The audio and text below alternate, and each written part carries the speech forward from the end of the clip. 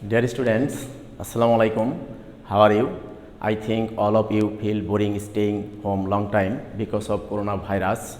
All of we pray to God as if we could overcome this situation soon. Today, I would like to discuss on right form of verb about some rules. Enjoy this class.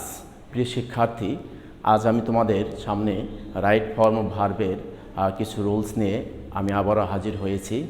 প্রথমেই আজকে আমি যে রুলটা নিয়ে আলোচনা করব সেটা হলো bare infinitive. অর্থাৎ বেয়ার ইনফিনিটিভ কি সেটা তোমাকে আগে জানতে হবে। বেয়ার ইনফিনিটিভ হলো যে ভার্বের আগে সাধারণত টু যুক্ত থাকে না, সেটা হলো bare infinitive.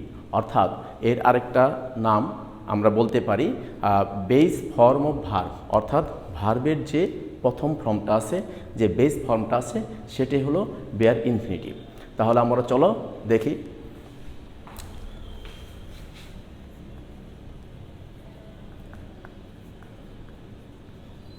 Right form of verb. Rule one হলো যে সকল ভার্বগুলো বেয়ার ইনফিনিটিভ হয়ে থাকে, ঠিক আছে, যে ভার্ব এর পর বেয়ার ইনফিনিটিভ হয় সে ভার্বগুলো কি কি? যেমন let, make, help, see, hear, bid, watch, তারপর নোটিস, অবজার্ভ, মডালস এবং সেমি মডালস, ঠিক আছে। অর্থাৎ যে ভার্বের পর বেয়ার ইনফিনিটিভ হয়, যেমন এখানে আমি কিছু ভার্ব লিখেছি, হয়তো আরও ভার্ব আছে, যেমন let, make, help, see, hear, bid, watch, notice, observe, modals and semi modals. এগুলোর পর, অর্থাৎ এই ভার্বগুলোর পর যদি অবজেক্ট থাকে এবং এরপর আরেকটি ভার্ব থাকলে উক্ত ভার্বটি বেয়ার ইনফিনিটিভ হয়।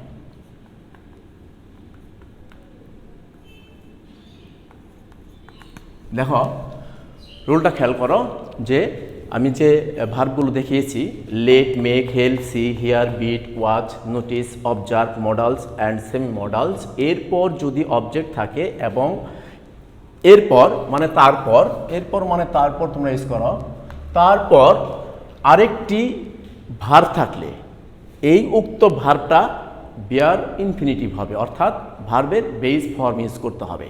যেমন এক্সাম্পল দেখি আমরা। এক্সাম্পল যেমন let the boy finish his speech. অর্থাৎ বালকটিকে তার বক্তব্য শেষ করতে দাও, ঠিক আছে। তাহলে এই ক্ষেত্রে খেয়াল করো, এখানে লেট আছে, তাহলে এই লেটটা হলো, দেখো এখানে আমরা লিখেছি, তাহলে এই ভার্বগুলো যদি থাকে, let, make, help, see, hear, bid, watch, observe, notice, এই ভার্বগুলো থাকলেই, ঠিক আছে, এগুলা থাকলেই এরপরে যদি কোনো অবজেক্ট থাকে, দেখো আমি বলছি যে এই ভার্বগুলোর পরে যদি কোনো অবজেক্ট থাকে, তার মানে কি অবজেক্ট আছে দ্য বয়, যদি অবজেক্ট থাকে এবং তারপর আরেকটি ভার্ব থাকলে, তাহলে এই অবজেক্টের পরে আরেকটি ভার্ব আছে ফিনিশ, তারপর যদি আরেকটি অবজেক্ট এই ভার্ব থাকে, ঠিক আছে, ভার্ব থাকলে এই উক্ত ভার্বটা হবে বেয়ার ইনফিনিটিভ ভার্ব। অর্থাৎ এখানে let the boy finish his speech, অর্থাৎ বেয়ার ইনফিনিটিভ হলো যে ভার্বের আগে টু যুক্ত থাকবে না, তার মানে ভার্বের বেস ফর্ম, তার মানে আমার এখানে যা আছে তাই হবে, ফিনিশই হবে, ঠিক আছে। তাহলে আমার অ্যান্সারটা হয়ে গেল ফিনিশ, ঠিক আছে। এরপর যদি আমি আরেকটি এক্সাম্পল লিখি, যেমন he saw me go to the shopping mall. সে আমাকে শপিং মলে যেতে দেখলো। এখন এখানে খেয়াল করো, যেহেতু আমি সি ভার্বটাও লিখছি, যে সি ভার্বটাও যদি হয় তাহলে সেক্ষেত্রেও বেয়ার ইনফিনিটিভ হবে। যেমন এখানে আছে সি এর পাস্ট ফর্ম, যদি ওখানে পাস্ট ফর্ম করা হয়েছে, ইউজ করা হয়েছে, তাহলে এই ভার্বটা যেহেতু আছে তাহলে অবশ্যই এই ভার্বটাকে বেয়ার ইনফিনিটিভ করতে হবে, কারণ সি ভার্ব আছে, তাহলে অবশ্যই আমাকে এখানে বেয়ার ইনফিনিটিভ করতে হবে। তার মানে কি, অর্থাৎ এখানে যা আছে তাই ভার্বের বেস ফর্ম ইউজ করতে হবে। বেয়ার ইনফিনিটিভ মানে হলো ভার্বের বেস ফর্ম, ভার্বের যে প্রথম রূপটা আছে সেই প্রথম রূপটাকেই ইউজ করতে হবে।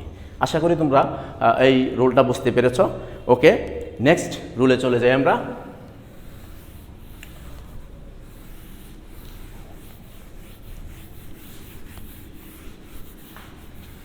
দেখো রুল 2। রুল 2 হলো যে আমরা হোয়াইলের ব্যবহারটা দেখব। হোয়াইল হলো, হোয়াইলটা কখন ইউজ হয় এটা আমাকে প্রথমে জানতে হবে। হোয়াইলটা হলো যে যখন দুইটা কাজ একসাথে সংঘটিত হয় সেই ক্ষেত্রে হোয়াইল ইউজ করতে হয়। যেমন আমি যখনই হাঁটতেছিলাম তখন আমি পাখি দেখলাম, আমি যখন খাচ্ছিলাম তখন আমি পাখি দেখলাম, অর্থাৎ আমি খাচ্ছি এবং পাখি দেখতেছি, একসাথে দুইটা কাজ হচ্ছে।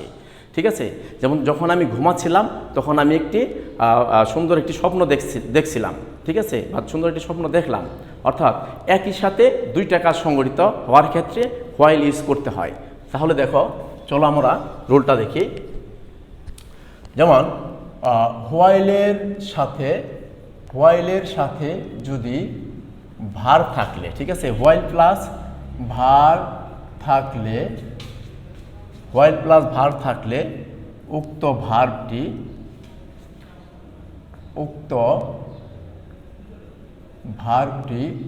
ভার্ব 1 প্লাস আইএনজি করতে হবে। ঠিক আছে, হোয়াইলের পরে যদি ভার্ব থাকে তাহলে উক্ত ভার্বটি ভার্ব 1 প্লাস আইএনজি করতে হবে। কিন্তু হোয়াইলের পরে হোয়াইল প্লাস সাবজেক্ট থাকলে, হোয়াইলের পরে যদি সাবজেক্ট থাকে তাহলে ভার্বটি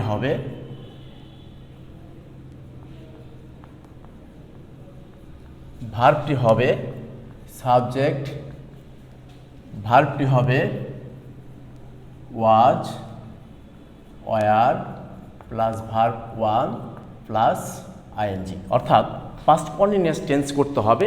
হোয়াইলযুক্ত পরের অংশটি পাস্ট কন্টিনিউয়াস টেন্সে করতে হবে। তার মানে পাস্ট কন্টিনিউয়াস টেন্সে করতে গেলে আমাকে ওয়াজ, ওয়ারের পর ভার্ব প্লাস আইএনজি ইউজ করতে হবে। ঠিক আছে, তাহলে চলো আমরা একটা এক্সাম্পল দেখি। যেমন while sleep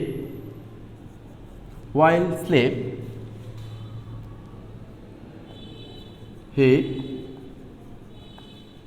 entered the room. যখন আমি ঘুমাচ্ছিলাম সে তখন রুমে প্রবেশ করলো। তাহলে দেখো এখানে যখন আমি ঘুমাচ্ছিলাম তখনই সে রুমে প্রবেশ করলো, তার মানে আমি ঘুমাচ্ছি এবং সে রুমে প্রবেশ করলো। এখানে দুইটা কাজ হচ্ছে, যে while sleeping he entered the room.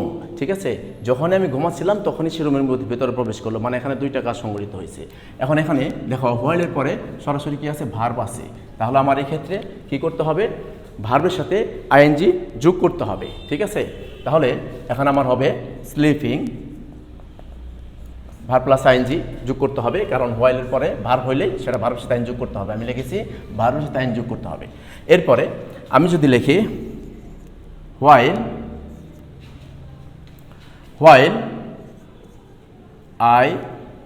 while I slept he entered the room। ঠিক আছে, while I sleep he entered the room, যখন আমি ঘুমাচ্ছিলাম তখনই সে প্রবেশ করলো, তার মানে যখনই ঘুমাচ্ছিলাম তখনই প্রবেশ করছে। এখানে দুইটা কাজ সংঘটিত হয়েছে। তাহলে এই ক্ষেত্রে খেয়াল করো, হোয়াইলের পরে কি আছে, সাবজেক্ট আছে। এখানে হোয়াইলের পরে কি আছে, সাবজেক্ট আছে। তাহলে হোয়াইলের পরে যদি সাবজেক্ট থাকে তাহলে কি হবে, আমার ভার্বটা করতে হবে, অর্থাৎ পাস্ট কন্টিনিউয়াস টেন্সে। তার মানে আমার এখানে কি মিসিং আছে, আমার সাবজেক্ট আছে কিন্তু এখানে ওয়াজ আর নাই। তার মানে আমাকে এই সাবজেক্টের সাথে আমাকে ইউজ করতে হবে, আয়ের সাথে সবসময় যাবে হলো ওয়াজ, এবং তারপরে মূল ভার্ব 1 আছে হলো স্লিপ আছে, ঠিক আছে, ভার্ব অন স্লিপ এবং তার সাথে আইন যোগ করতে হবে। তার মানে এখানে হয়ে যাবে হলো স্লিপিং। তাহলে অ্যান্সার হয়ে গেল I was sleeping while I was sleeping he entered the room. যখন আমি ঘুমাচ্ছিলাম তখনই সে রুমের ভিতর প্রবেশ করলো। আশা করছি তোমরা এই রোলটাও বুঝতে পেরেছ। ঠিক আছে, আচ্ছা ওকে। এর পরবর্তী রোলসে যাই। এর পরবর্তী 3 নাম্বার নিয়মটা হবে, 3 নাম্বার নিয়মটা আলোচনা করব আমি। দেখো 3 নাম্বার নিয়মটা আমি আলোচনা করব যে আমি গত একটি ক্লাসে আলোচনা করেছিলাম যে কোনো সেন্টেন্সে হ্যাভ, হ্যাজ, হ্যাড থাকলে এরপরের ভার্বটা সবসময় ভার্বের পাস্ট পার্টিসিপল হবে। ঠিক আছে, তো এর সাথে আরও কিছু ওয়ার্ড যুক্ত করে আমি একটি রুল তোমাদের দেখাচ্ছি। যেমন কোনো সেন্টেন্সে অর্থাৎ হ্যাভ, হ্যাজ, হ্যাড, কোনো সেন্টেন্সে have, has, had, be, being, been, getting, get, got, having ইত্যাদি থাকলে ভার্ব, ইত্যাদি থাকলে ভার্ব হবে V3। তার মানে ভার্বের পাস্ট পার্টিসিপল ফর্ম ইউজ করতে হবে। যদি এগুলো থাকে, ঠিক আছে, তাহলে মূল ভার্বটা হয়ে যাবে পাস্ট পার্টিসিপল ফর্ম। তাহলে আমরা এক্সাম্পলে দেখি।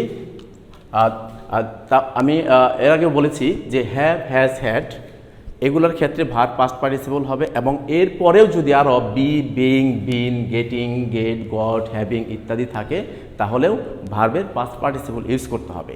তাহলে চলো আমরা একটা এক্সাম্পলে দেখি। তাহলে এক্সাম্পল হলো, এক্সাম্পল যেমন I got my house decorate nicely. তার মানে আমি আমার ঘরটাকে সুন্দরভাবে সাজালাম। তাহলে এখানে দেখো, এখানে আছে হলো গট, অর্থাৎ আমি আগে বলে দিয়েছি কোনো সেন্টেন্সে যদি এই ভার্বগুলো থাকে, ঠিক আছে, এই ওয়ার্ডগুলো যদি থাকে এবং তারপরে যে ভার্বটা হবে সেই ভার্বটাকে সবসময় ভার্বের V3 ইউজ করতে হবে, অর্থাৎ ভার্বের পাস্ট পার্টিসিপল ইউজ করতে হবে। ঠিক আছে, তাহলে আমার এখানে হয়ে যাবে, এখানে হবে না, ভার্বটা হলো ডেকোরেট। ঠিক আছে, তাহলে আমার গট আছে এবং গটের পরে যে ভার্বটা হলো ডেকোরেট। ঠিক আছে, তাহলে এই গট থাকলেই এরপরে যে ভার্বটা হবে সেটা অবশ্যই ভার্বের V3 হবে। তার মানে এটা হয়ে যাবে ডেকোরেটেড, ডেকোরেট, ডেকোরেটেড। অ্যান্সারটা হলো ডেকোরেটেড। ঠিক আছে, I got my house decorated nicely. এরপরে আরেকটি উত্তর যদি আমি দেই, যেমন having finish, having finish the work the boy made me. অর্থাৎ কাজটি শেষ করে ছেলেটি আমার সাথে সাক্ষাৎ করলো বা দেখা করলো। তাহলে এখন দেখো হ্যাভিং আছে, এই যে হ্যাভিং লিখেছি, যে হ্যাভিং থাকলেও ভার্বের V3 করতে হবে। তাহলে এইটা হবে ভার্বের V3। ভার্বের V3 বলতে হলো এটা হবে ফিনিশড, ফিনিশ, ফিনিশড, ফিনিশড। ঠিক আছে, তাহলে ফিনিশড এটি যোগ করলেই ভার্বের V3 হয়ে যাবে। তো আমার মনে হয় যে তোমরা এই 3 নাম্বার রুলটি বুঝতে পেরেছো। এর পরবর্তী রুলে চলে যাব আমি।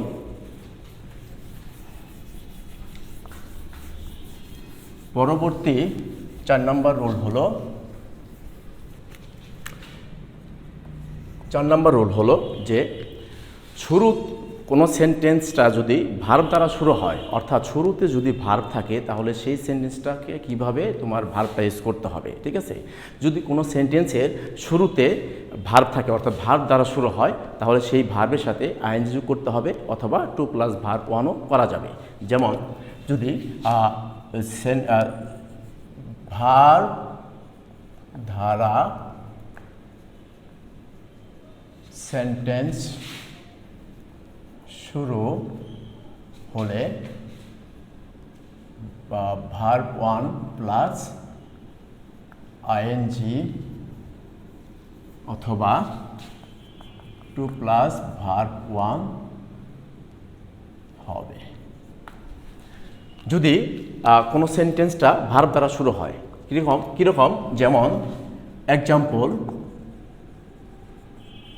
এক্সাম্পল যেমন walk is a good exercise. হাঁটা একটা ভালো অভ্যাস, ঠিক আছে। তাহলে এখন দেখো আমার সেন্টেন্সটা শুরু হয়েছে ভার্ব দ্বারা, ঠিক আছে। তাহলে ভার্ব দ্বারা শুরু হলে ভার্বের সাথে আইন যোগ করতে হবে এবং আইন যোগ করলে সেটা হয়ে যাবে জিরান্ট। তাহলে এটা কি হলো? Walking is a good exercise.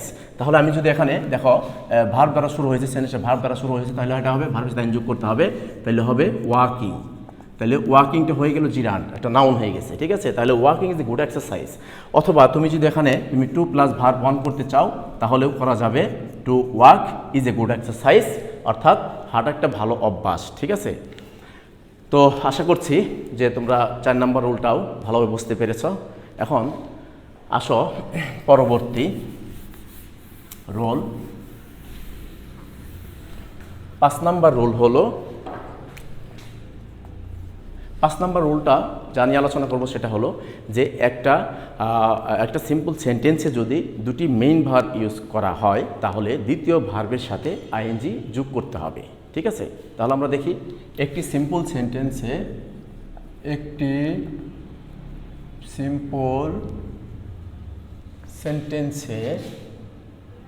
দুটি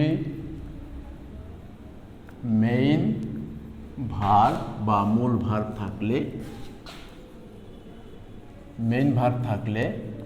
দ্বিতীয় ভার্বের সাথে আইএনজি যোগ হবে, ঠিক আছে। দেখো একটি সিম্পল সেন্টেন্সে যদি দুটি মেইন ভার্ব থাকে তাহলে দ্বিতীয় ভার্বটির সাথে আইএন যোগ করতে হবে। যেমন example I ordered him finish the work soon. আমি তাকে আদেশ করলাম শীঘ্রই কাজটি শেষ করার জন্য, ঠিক আছে। তাহলে দেখো এখানে ওয়ার্ডারেট একটা মূল ভার্ব, মেইন ভার্ব, আর ফিনিশও একটা এখানে হলো একটা মেইন ভার্ব, মূল ভার্ব, ঠিক আছে। তাহলে আমার এখানে ভার্ব আছে দুইটি, একটা হলো ওয়ার্ডার আর একটা হলো ওয়ার্ডারেট, একটা হলো ফিনিশ। তাহলে আমার এই দ্বিতীয় ভার্বের সাথে আইন যোগ করতে হবে। এখন বলছি দ্বিতীয় ভার্বের সাথে আইন যোগ করলে হবে ফিনিশিং।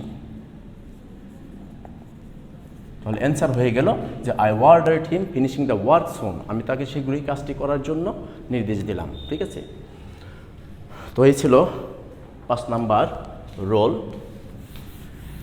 আর লাস্ট 6 নম্বর রুল নিয়ে আমি আলোচনা করব। এবং 6 নম্বর রুলটা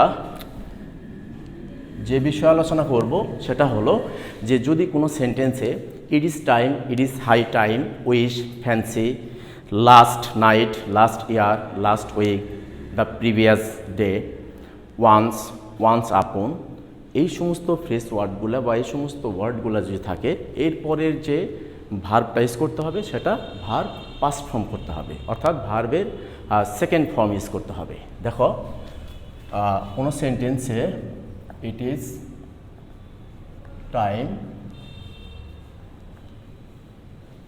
ইট is high time, wish, fancy,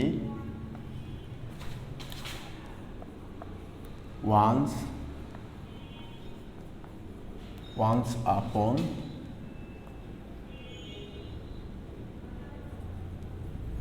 ago, last night,